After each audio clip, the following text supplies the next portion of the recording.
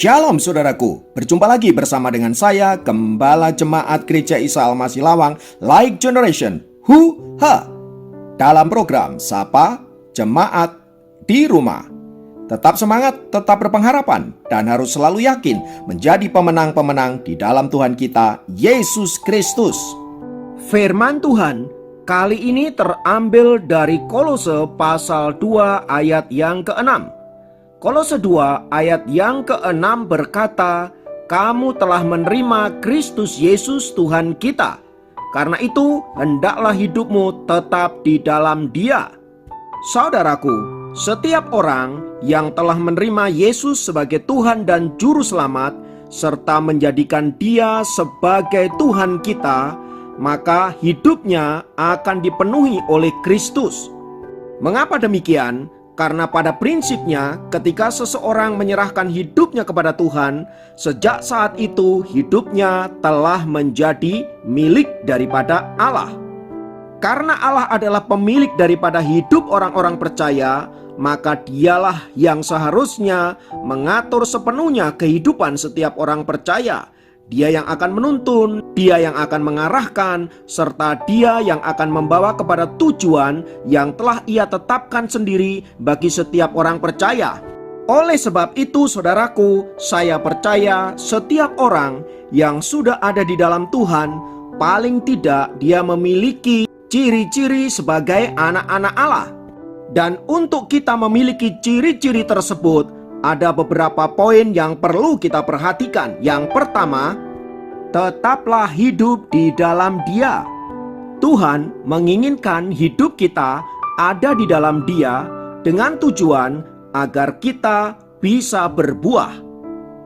Namun sayangnya, ada begitu banyak anak-anak Tuhan yang rindu berbuah di dalam Kristus, tetapi ia tidak mau tinggal di dalam Dia. Itu berarti ia rindu untuk hidup dalam perkenanan Allah, ia rindu menyenangkan Tuhan, namun ia tidak bersedia untuk hidup mentaati firman-Nya. Hal ini tentu saja tidak boleh demikian, saudaraku, sebab apabila kita rindu berbuah, maka kita harus tetap tinggal di dalam Dia, tinggal di dalam firman-Nya, dengan cara mempraktekkan firman Allah yang kita dengar dan yang kita pelajari. Yang kedua, berakarlah di dalam Dia. Akar adalah sebuah kebutuhan yang vital bagi sebuah tanaman.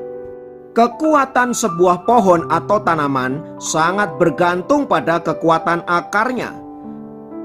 Dan kekuatan akarnya juga sangat dipengaruhi oleh tanah yang ada di sekitarnya. Nah, sebagai anak-anak Tuhan yang ditanam dalam hadirat Tuhan, kita harus berakar di dalamnya dengan tujuan agar kita bisa bertumbuh, lalu kemudian menghasilkan buah seperti di poin yang pertama tadi. Tanpa akar, kita tidak akan pernah bisa bertumbuh, sebab kita tidak bisa menyerap sari-sari makanan yang tersedia di tanah di sekitar kita, yang sudah disediakan Tuhan melalui berkat-berkat yang Ia curahkan di dalam hidup kita, baik berkat secara rohani maupun berkat secara jasmani. Oleh karena itu, saudaraku, berakarlah di dalam Dia. Yang ketiga, dibangun di atas Dia. Setiap orang yang rindu membangun sesuatu harus mempersiapkan fondasinya. Orang yang membangun tapi tidak mempedulikan fondasinya adalah orang yang bodoh. Demikian dikatakan dalam Matius 7 ayat 24 sampai 27. Tuhan meminta kita agar kita membangun iman kita di atas dasar yang benar, yaitu Yesus Kristus. Tanpa Kristus, apapun yang kita bangun di atasnya pastilah suatu kali akan roboh dan hancur, dan pada akhirnya kita pasti akan binasa. Yang keempat, membangun intimasi dengan Tuhan. Ketika kita jatuh cinta untuk pertama kalinya kepada Tuhan, kita begitu membenci segala dosa dan hal-hal yang berkaitan dengan duniawi. Kita ingin senantiasa hidup dekat dengan Dia, mendengarkan suaranya, dan rindu melakukan perintah-perintahnya. Namun seiring dengan waktu, cinta yang mula-mula itu bisa diguncangkan oleh berbagai keadaan, kesulitan, tantangan hidup, dan lain sebagainya. Tak jarang karena sakit penyakit, karena masalah ekonomi, karena masalah pasangan hidup, kita pelan-pelan mulai meninggalkan Tuhan dan cinta mula-mula kita mulai luntur dan ujungnya kita sama sekali tidak berpaut kepada Tuhan dan meninggalkan Yesus yang adalah Tuhan dan Juru Selamat bagi hidup kita. Oleh karena itu saudara, kita perlu terus-menerus membangun intimasi dengan Tuhan, membangun cinta kita kepada Tuhan dengan cara hidup di dalam penyembahan kita, hidup di dalam perenungan firman Tuhan dan doa-doa kita, dan senantiasa memiliki kerinduan untuk melakukan firman-Nya. Yang kelima, yang tidak boleh dilupakan setiap orang percaya adalah hati yang senantiasa dipenuhi dengan ucapan syukur. Coba kita renungkan, jika dihitung-hitung, apa sih yang lebih banyak keluar dari mulut kita? Apakah ucapan syukur atau justru sungut-sungut? Kehidupan yang begitu sulit, keadaan ekonomi yang berat, serta situasi sosial yang membuat kita merasa tertekan dan stressing, seringkali membuat kita bersungut-sungut di hadapan Allah. Boro-boro kita bersyukur, saudaraku. Yang terjadi seringkali justru kita menyalahkan keadaan, menyalahkan orang lain, menyalahkan situasi, dan pada ujungnya kita menyalahkan Tuhan. Kita bersungut-sungut untuk keadaan yang sedang kita alami. Persis seperti bangsa Israel ketika mereka ada di padang gurun. Sekalipun Allah menyertai mereka dengan berkat-berkat-Nya, Allah menyertai mereka dengan kuasa-Nya, bahkan mukjizat-mukjizat-Nya ditunjukkan di depan mata mereka, itu semua tidak mempengaruhi pola pikir mereka. Yang ada justru mereka bersungut-sungut, terlebih saat mereka menghadapi situasi yang sulit. Nah, hal yang sama juga seringkali dialami oleh anak-anak Tuhan. Karena kesulitan, karena keadaan yang berat, karena situasi yang tidak nyaman, seringkali menjadi alasan untuk kita bersungut-sungut. Namun firman Tuhan mengingatkan kita, apapun keadaannya, mari kita belajar bersyukur. Sebab di dalam ucapan syukur itu, saudaraku, ada kekuatan Allah yang luar biasa. Ketika kita bersyukur, saudara-saudara, maka kita sebenarnya sedang mengakui kedaulatan Allah dalam hidup kita. Ketika kita bersyukur, kita sedang mengakui kekuasaan Allah yang tak terbatas itu dalam hidup kita. Dengan demikian, kita mempersilahkan Tuhan untuk berkarya seluas-luasnya dalam hidup kita.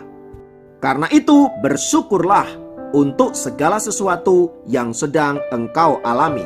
Kiranya 5 poin ini menolong kita untuk senantiasa menjadikan kita sebagai pribadi-pribadi yang telah menerima Kristus. Hendaklah hidup kita tetap di dalam Dia. Mari kita berdoa.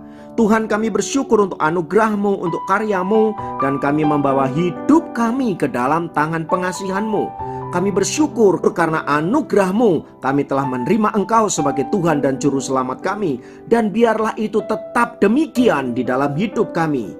Maka sekarang Tuhan, kiranya Engkau memberkati hidup kami, agar hidup kami senantiasa ada dalam perkenan-Mu. Terpujilah nama-Mu kekal selamanya. Dalam nama Yesus kami berdoa. Haleluya. Amin. Demikian program Sapa Jemaat kali ini. Sampai jumpa dalam program Sapa Jemaat yang lain. Tuhan Yesus memberkati.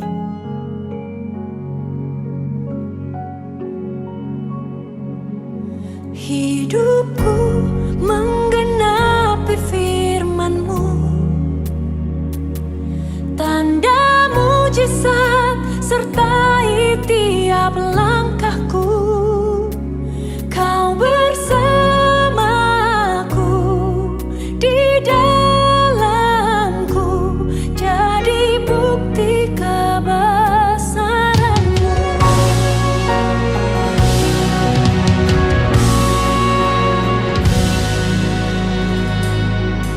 Tuhan, Kau sempurna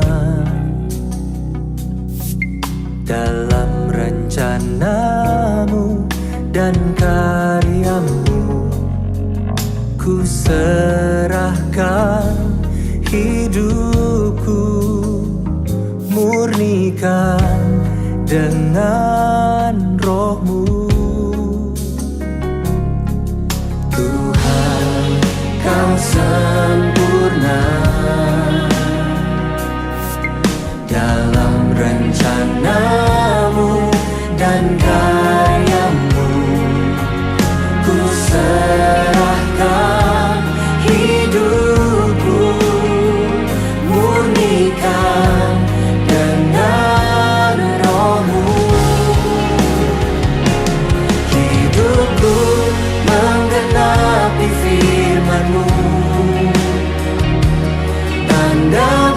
mujizat sertai tiap langkahku. Kau bersamaku, di dalamku, jadi bukti kebesaran-Mu.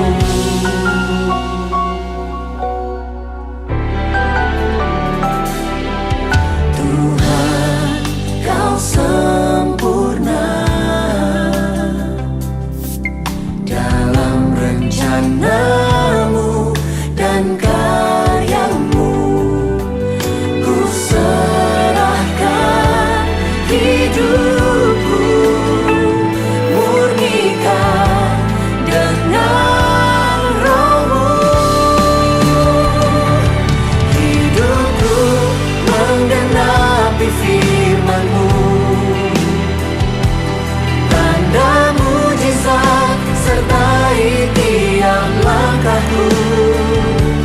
Kau bersamaku, di dalamku, jadi bukti kebesaran-Mu.